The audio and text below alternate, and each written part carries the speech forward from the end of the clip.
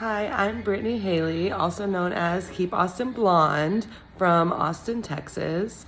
I'm so excited to potentially be an educator with Masters of Balayage. I have always wanted to be an educator. Being an educator with MoB means that I can grow my skills and knowledge while also helping others grow their skills and knowledge as well. I really want to see everybody succeed in this career and do the best work that they can do. So for this technique, I'm going to separate into 5 sections. The first one will be through the crown, taking a mohawk. I like to scoop down a little bit in the back.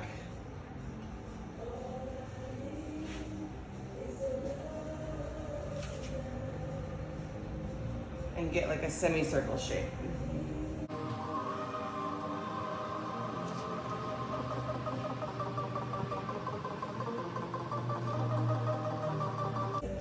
And then down the sides, right behind the ear. Same on the other side.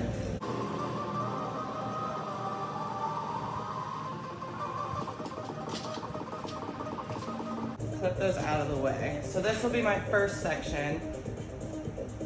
And I like to start out right at the hairline.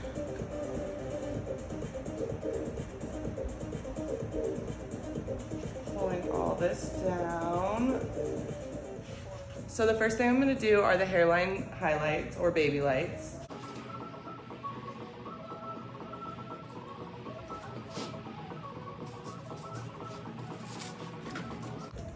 I like to prep my foils with a little bit of lightener first so that they stick better to the hair. And I get that lightener underneath to make sure I'm covering well. But these hairline highlights in the back, I fold them up versus down so I have something to paint against.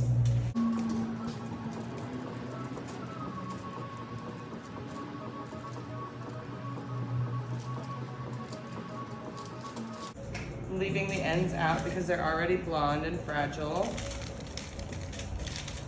I fold over just a little extra so when I fold back, I can get it nice and tight against the hairline. Same thing on the other side. I am using Redken Flash Lift with Bonder inside and a 20 volume developer. I will continue to up my developer with each bowl that I mix. If I were to be working on a lighter head of hair, I would probably start with a 10. And I'll do 2 rows of these. Okay, the next section I take is a bit bigger. I like to start at this corner here and dive deep to the middle.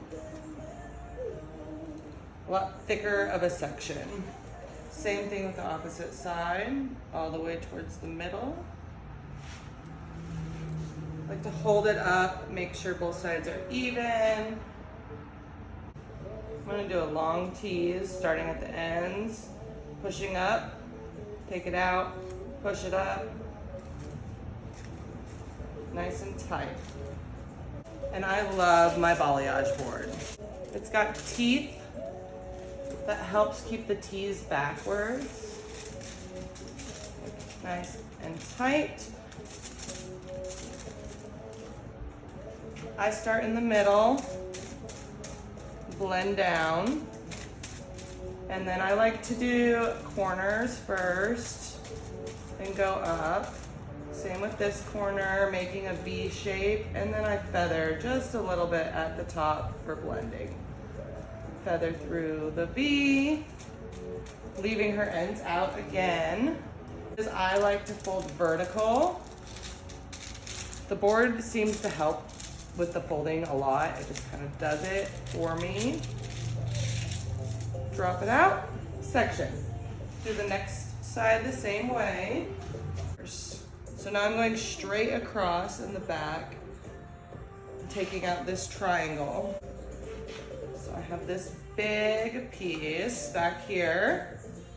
I'm going to weave this and then tease this. I like to do thicker weaves on the thicker sections.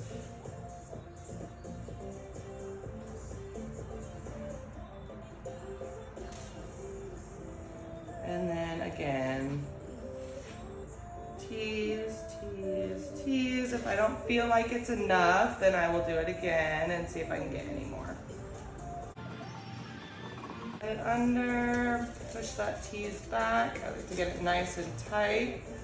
So the prep and having the lightener under holds that hair there for you, but it also ensures that you're getting the lightener all the way through the section. So I've got a straight line here. Now it's time to diffuse the line. When I'm going straight across, I like to make a couple go up. So then I have these blank pieces here for blending. And then blend down into the blonde.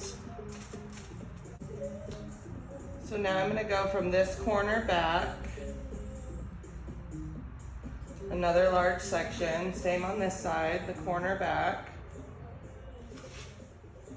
So now I'm left with this.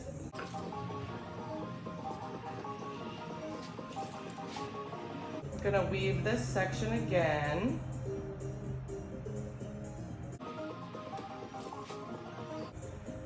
And another long tease. The reason I use long teases through the back is to add that extra depth and blending. I don't need the back to be super blonde. I need it to show that depth. So when I get to the top, I won't do as many long teases, but through the back, I prefer the long teases.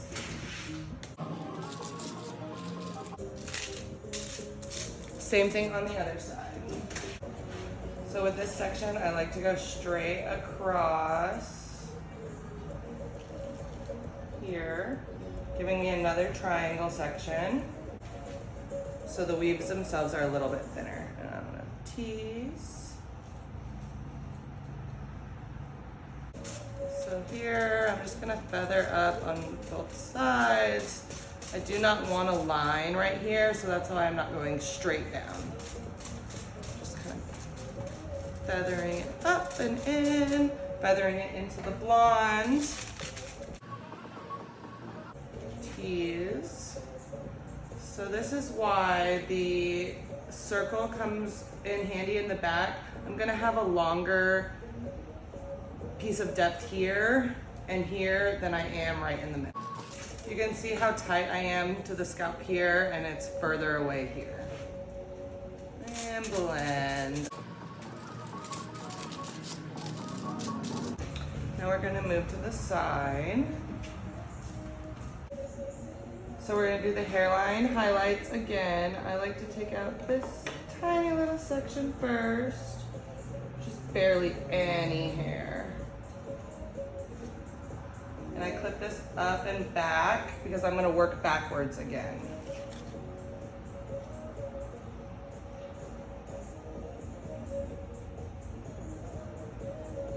Tiny little baby light.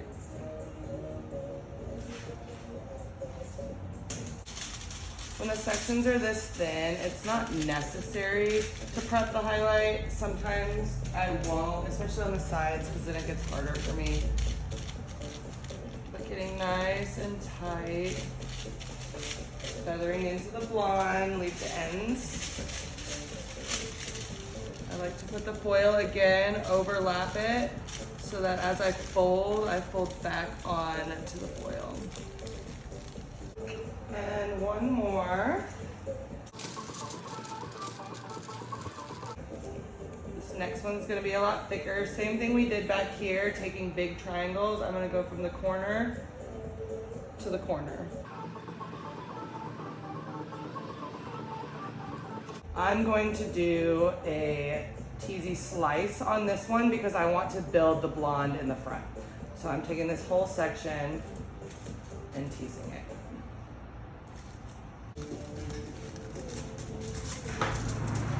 Getting it nice and tight.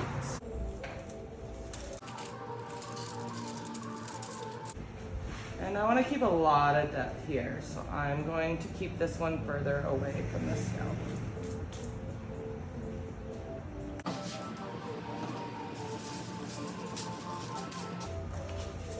So I didn't weave this one at all, I just teased.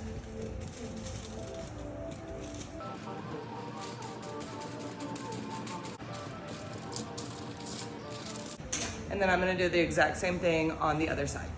Now for the front. I'm taking a super tiny one straight in the front. And we're gonna do the same hairline highlights.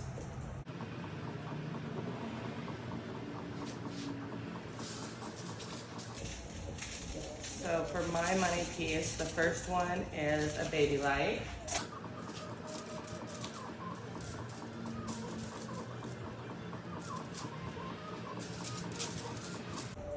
Okay, second foil is going to be about the same size, real thin.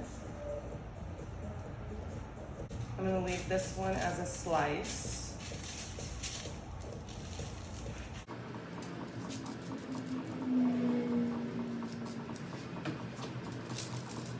And then the next one, I'm gonna do a tiny bit bigger, but not by a whole lot. And just a tiny tease here. Just getting some of those baby hairs out of the way. I like to place my foil and then tease again. Push them down right to that foil line and just be careful where you start your lightener not to touch those teasies.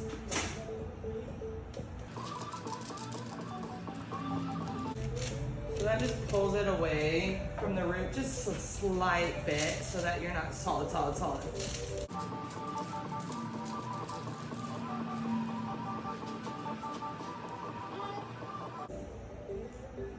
The next one is a tiny bit bigger.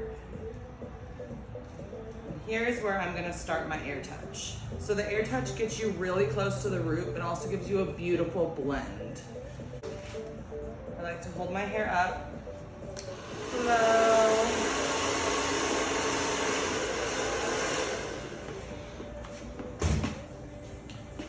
I pull out what I can. Place my foil. And pull again. So it gives the appearance of a highlight because you're pushing all those baby hairs away. And my favorite reason to do this at the top is because next time you do it, the same baby hairs are gonna be pushed away. You're gonna continue to get the same seamless process every time.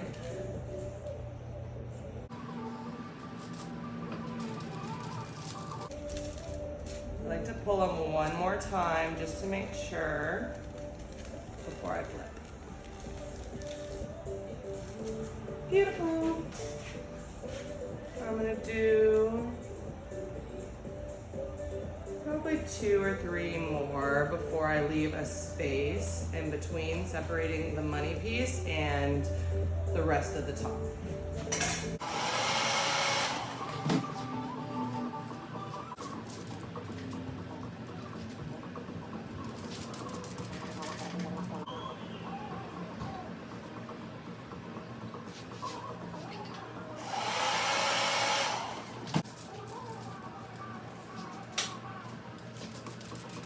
I might leave this one slightly away from directly at the root, feathering it in more since we're heading backwards.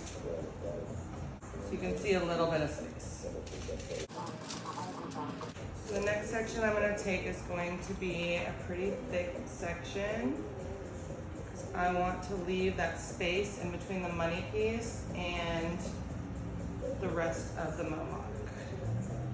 I'm gonna deep tease this one, which is what's gonna help create the space. So it's still gonna be blonde, it's just not gonna be blonde to the roots. But I always make sure to push it all back every time so that it's clean.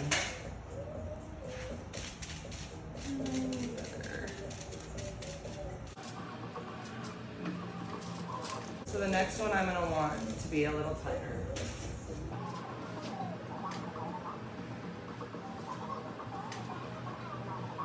And to get tighter, I like to use my air touch.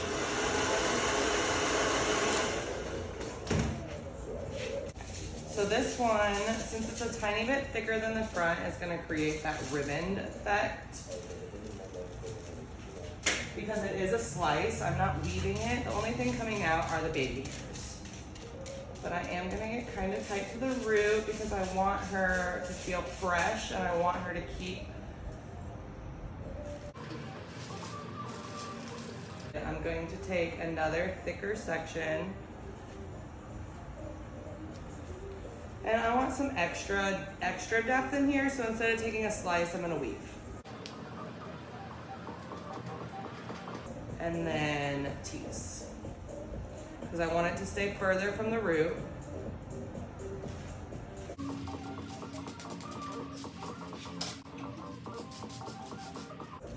And I try to take note of where their part is and make a mountain at their part. So she is slightly on this side, so I try to pull it up to where her part is and then like kind of feather it down so that it creates the little bit of depth on each side so it doesn't feel like a straight across highlight.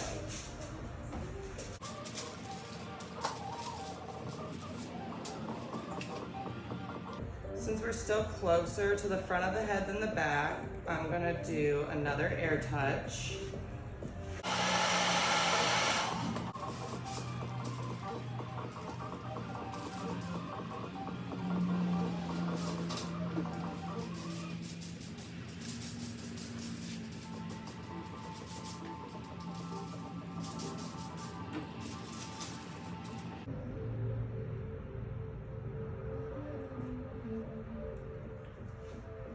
So far I'm alternating between air touch and teasy weaves.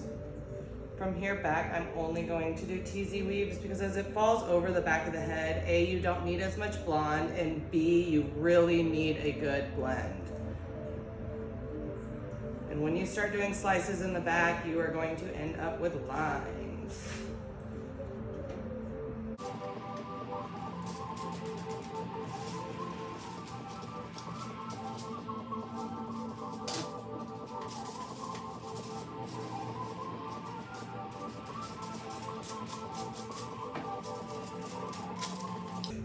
I'm keeping all the ends out so that they don't over process while my darker pieces are processing, and I will go back in after I do all of this and pull the ends through just for an extra bump.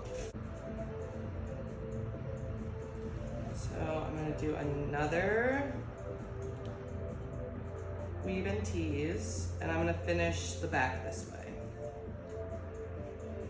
So if you notice, I'm coming up on some and leaving some lower. That's what's gonna create a really good blend, is not having a straight line across.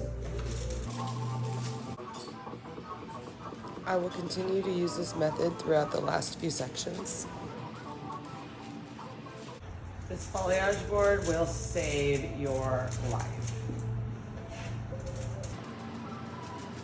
So here she is, fully done. We're gonna keep a lot more depth in the back than we are in the sides and the front. I really hope you enjoyed my video. I had a blast making this look.